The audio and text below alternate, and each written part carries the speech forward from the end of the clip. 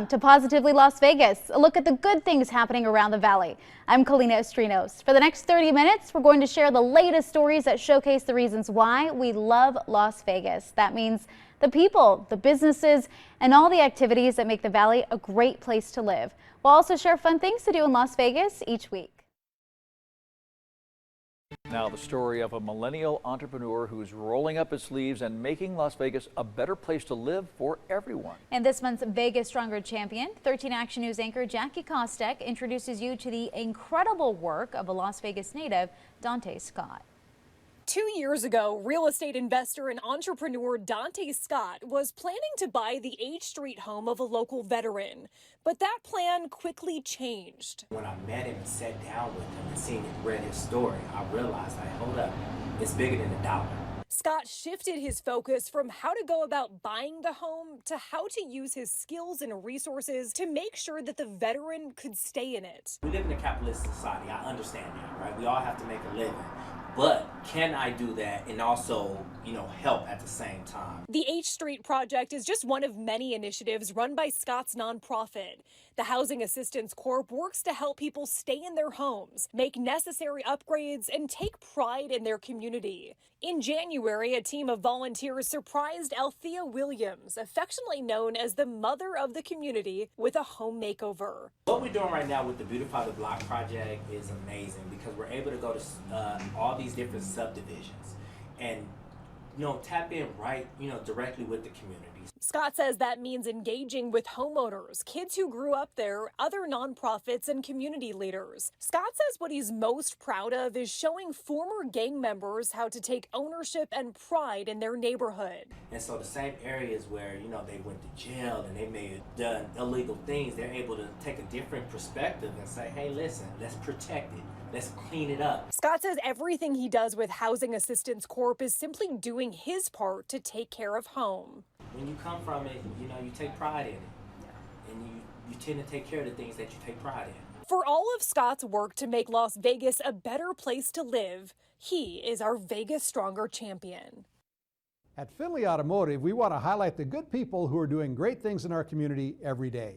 We celebrate these unsung local heroes and we call them our Vegas Stronger champions. Developing tonight, the Palms, well, they have a new owner, the San Manuel Band of Mission Indians. They want to buy the property for some $650 million. Now, this is the second tribal nation to set up shop here in the Las Vegas gaming industry. And before he was sent to breaking news, 13 Investigates reporter Joe Bartels filed this report on why experts think this move will be a big boost for business.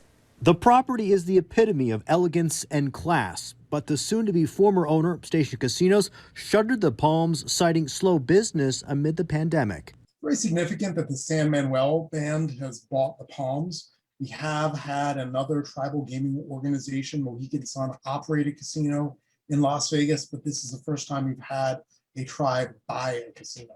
UNLV gaming historian Dave Schwartz says there are some new players in town, a shift in ownership that hasn't been seen before. I think there's a trend here with tribal gaming operators coming into Las Vegas.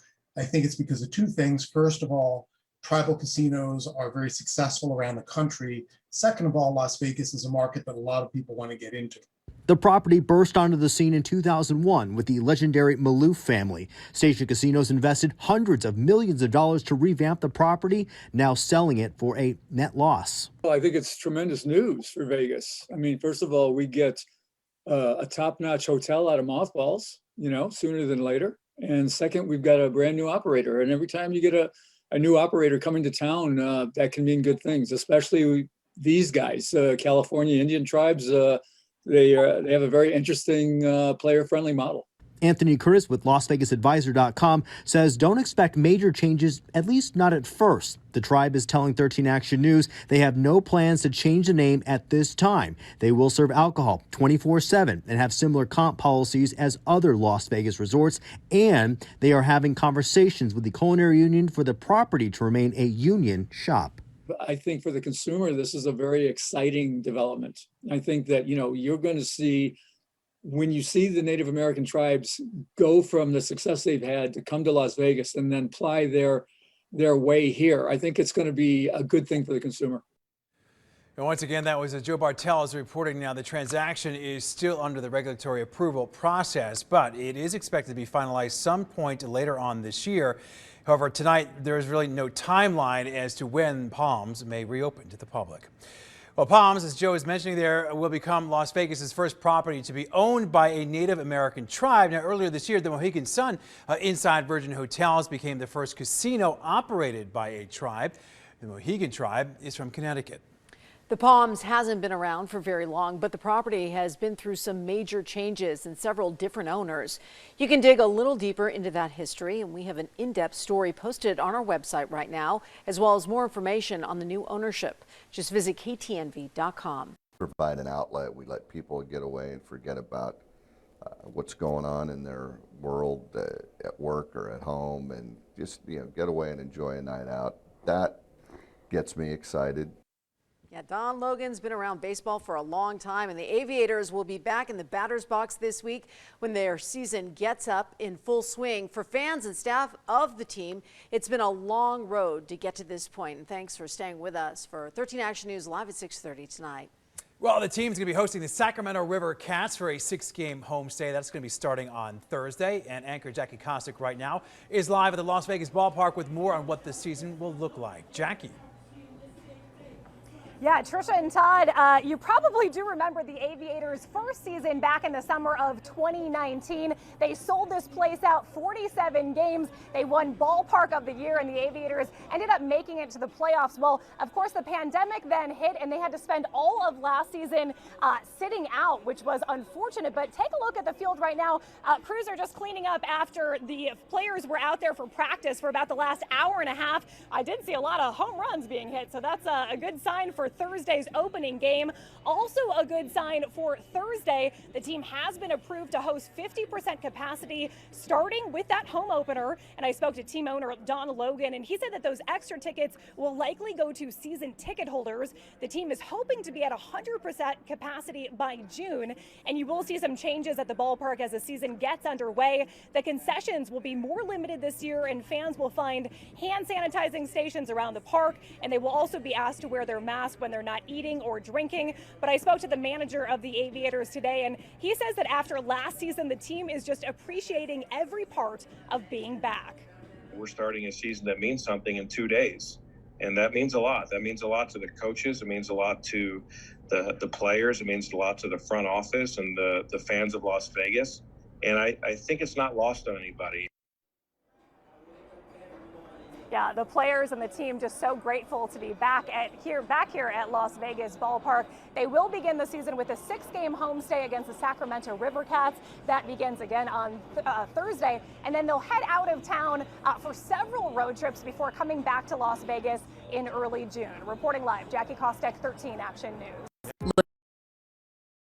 Welcome back to Positively Las Vegas. For more details on any of the stories you're watching today, just visit our website, ktnv.com/positivelylv. Other Asian American and also Pacific Islander women, Las Vegas Assemblywoman Rochelle Nguyen is really a true trailblazer. She is the first AAPI woman and Democrat to serve as a Nevada lawmaker. And as we continue to bridge the divide and celebrate AAPI Heritage Month, 13 Action News reporter Jeremy Chen shares how Nguyen's heritage helped shape her into the woman she is today. Being a part of two worlds has been the life of Assemblywoman Rochelle Nguyen. She was born to an American mother and a Vietnamese father in Washington state.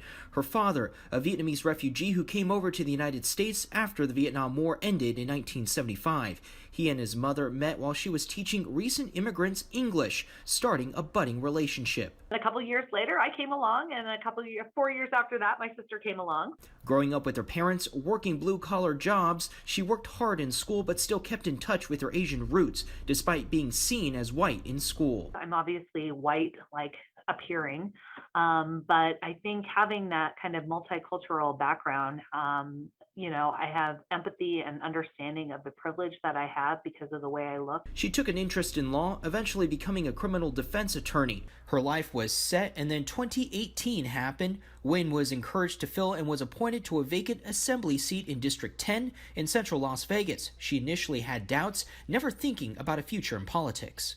Is anyone going to vote for me with my name that they can't spell or pronounce, simple stuff like that. You know what I mean? Voters indeed pulled the lever for her in 2020, winning the seat outright. Her father had some doubts about branching out. He was like, well, why are you doing that? You're not getting paid anything. And so I know that for him, it's been like, I'm doing it as a service. Wynn serves as the chair of the Health and Human Services Committee as well as the vice chair of the Judiciary Committee, where her defense attorney background really comes into play. She has a keen interest in criminal justice reform. We need to look at the systems that are in place and how we, fix those systems for long-term change and not just immediate results. Hate and racism have no place here in Nevada. In March, she took the floor where she spoke out against racism and prejudice, specifically towards the AAPI community. Wynn says she couldn't be silent as pandemic-related violence against Asian Americans from San Francisco to New York increased. I don't want to wait until Nevada has an Atlanta situation before we have the conversations and before we are heard. Wynn's ability to bring both parties together on the issues is something Judiciary Committee Chair Steve Yeager admires about her. When there was a bill that needed work, she would look at me and say, I can take that if you want. And it was just, such a relief to me. So the legislation we were able to pass in 2019, I would say a lot of it would not have been possible without her.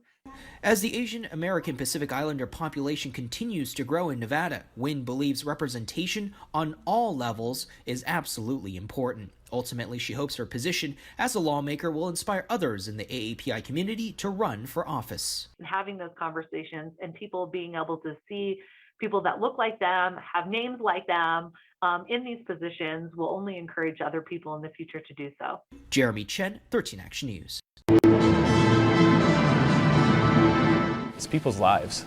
You're dealing with a child, and it's so tough to decide or have a system in place that says we're going to decide what's best for this child. Raiders starting fullback Alec Ingold speaks from experience. As an infant, he was adopted by a family in Green Bay, Wisconsin. And from day one, his family told him he was adopted. As soon as I could comprehend what adoption meant, it was already told to me. It was never a secret. It was never anything coming out. So it was never a big deal. I knew I looked a little different. I knew I was a little bit bigger than they were. But, at the end of the day, it was just family. And that's just how we worked. Alec knows he got lucky. And he's leveraging his story and his popularity as a Raiders player to help others and to partner with adoption organizations like Raise the Future to demystify the process of adoption. We desperately need people like Alec Ingold that are advocating for children and for every child that is waiting, every child that's in foster care. Brian Knudsen is not only on the board for Raise the Future, but he's also a Las Vegas city councilman and, most importantly, an adoptive father. I adopted 2 children. It's the best thing I've ever done in my entire life. And I often tell people we have this misconception in our world that adults save children, and I completely disagree. I think children save adults, and that's definitely true in my life. My 2 children saved me. Raise the Future is our Wednesday's child partner for profiling foster children needing permanent homes, working together with advocates like Ingold to recruit loving adoptive families. Whether you're a foster parent thinking about adoption, whether you're a part of the system, that you're doing the absolute best you can for every single kid that crosses your desk, that sits in your office, having that heart and truly believing that you were doing the best for that kid, that's what's going to help you sleep at night. And Alex sleeps very well, knowing his story inspires others. At the end of the day, you're focusing about those kids, their futures, and how you can help them the best.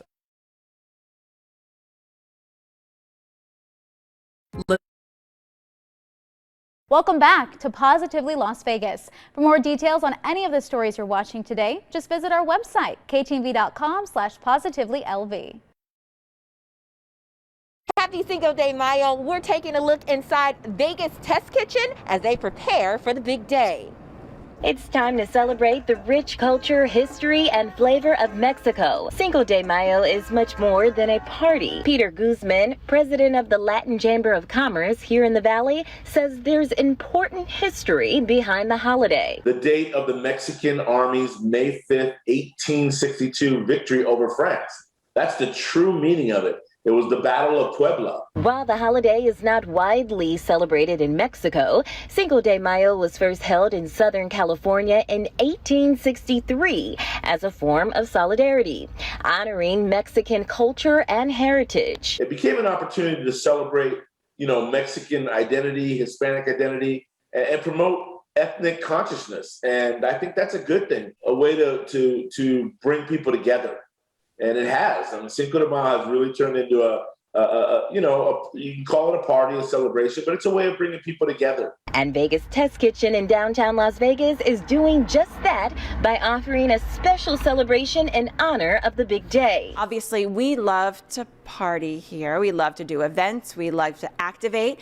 And being that Cinco de Mayo is, a fiesta, a celebration, we decided to move Taco Tuesday over to Wednesday, and we set up a ticketed event. So we've got about 175 people coming today. There's live music. Guests can order food a la carte, but there's special menus for the whole day. The menu will include wood-fired nachos and one-of-a-kind tacos. Have a great time and eat some good tacos. And pizza. Yes, pizza. Yukon Pizza is really known for having a wild and crazy pizza kind of every month or so, something out there. And then when Cinco de Mayo came up, collaborating with Chef Mariano was like a very obvious choice to do something pizza al pastor. We're going to do our first and only pineapple drizzle on the pizza. And while you eat, the restaurant will be pumping with tunes and decorated with Mexican culture. Anytime we can do something to add to the guest experience, we're on it. It's just that added piece to bring people together, make them feel comfortable and have a good time. To find out more Cinco de Mayo events around town, go to our website at ktnv.com. Alicia Patillo, 13 Action News. Heritage of local Asian Americans and Pacific Islanders. Each week, we'll be highlighting some of the unique restaurants the AAPI community has to offer. This morning, 13 Action News reporter Alicia Patillo takes you inside Red Rice, where they're serving up authentic dishes from Guam. One of the few restaurants in Vegas that actually provide Guam food. Red Rice Flavors of Guam is a family-owned restaurant in Henderson serving up heat, soul, and culture. Just coming from where we are on the southernmost part of Guam, everybody there just all about family. Guam is a U.S. island in the western North Pacific Ocean. It's one of many islands that make up Micronesia. People native to Guam are often considered Pacific Islanders. We're just like another sister island within the Pacific Islands. Chris Tenario, owner of Red Rice, says Guam food does have a Spanish-Filipino influence. But Red Rice serves up authentic native recipes passed down from generations. Popular items like the half-a-day plate, which includes an empanada chicken kelaguen and red rice. If that doesn't fill you up, dig into a latiza, cake with custard topped with cinnamon or chamorro beignets. During May, Chris says he's looking forward to celebrating Asian American Pacific Islander Heritage Month at Red Rice and says all are welcome. This month is definitely one of the months that we really focus on, with everything going around now in our country, all the different ethnicities, as well as us being minority for especially Vegas or just our culture in general, definitely to support one another. That was Alicia Patillo reporting, and as we continue to bridge the divide all month long, we'll have coverage of our stories about our local AAPI community. So make sure you stick with us right here on Channel 13 or visit our website at ktnv.com. Welcome back to Positively Las Vegas. For more details on any of the stories you're watching today, just visit our website, ktnv.com/positivelylv. Mike Tyson is coming to ABC. The network is airing a special 4-hour documentary series on the Las Vegas resident. The series will cover Iron Mike's career and life, from his upbringing to his boxing success and global fame. Mike Tyson, The Knockout, airs Tuesdays, May 25th and June 1st during primetime right here on Channel 13. Oh, the weather getting warmer, more people are heading out to parks. Animal advocates have a warning, though, about trash being left behind, especially by fishermen. They say wild animals like ducks and geese are at risk of being hurt by fishing lines and hooks left on the ground. This was all on one goose's leg. We have the sinker, the hook, the line. His skin was broken. He was bleeding. This is horrible. The Nevada Department of Wildlife asking people to pick up after yourself. Please throw away any trash you find. Also, don't feed the animals. Attention Las Vegas, follow the glow inside Wink World, the new cosmically inspired exhibit inside Area 15. It's a trip to step inside this psychedelic gallery created by Chris Wink, co-founder of the Blue Man Group, with 3D art by Alex Aliumi. Infinity mirrors reflect the colorful fusion of art, technology, and music. And raise your gaze this Saturday at Sky Canyon's 6th annual Sky and Stars event. The Las Vegas Astronomical Society will be on hand with high-powered telescopes and lead you on a journey into the cosmos. And time to shake off the dust and head to Stoney's Rockin' Country in Town Square for live shows with the ladies of Honey County. The talented duo will be shaking the stage Friday and Saturday nights with their West Coast harmonies and Nashville twang. My mom will spend Mother's Day on the farm with her dog Daisy. If you're looking for ideas, check out our Mother's Day list on the website. Have a great week. Thanks for watching Positively Las Vegas on your favorite streaming device. If you missed any part of this week's program, just hit the back button on your remote, scroll down until you see Positively Las Vegas, and you'll find every story we aired in this episode. Stay tuned for more from 13 Action News after the break, and check us out anytime here on KTMV Streaming. Las Vegas News on your time.